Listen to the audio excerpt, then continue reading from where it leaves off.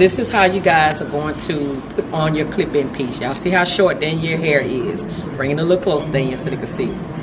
All right? So you want to make sure all your clips are open all the way around your wig, your clip-on piece. Make sure the clips are open. She has the right side, so her closure, which is here, is gonna go to the back. Bring it in something. Yeah. You want to make sure that your bangs are meeting your hairline right here in the front. Clip that on.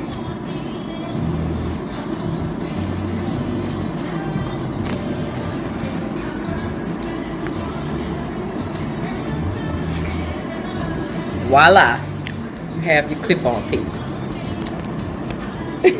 You cute, girl. Okay.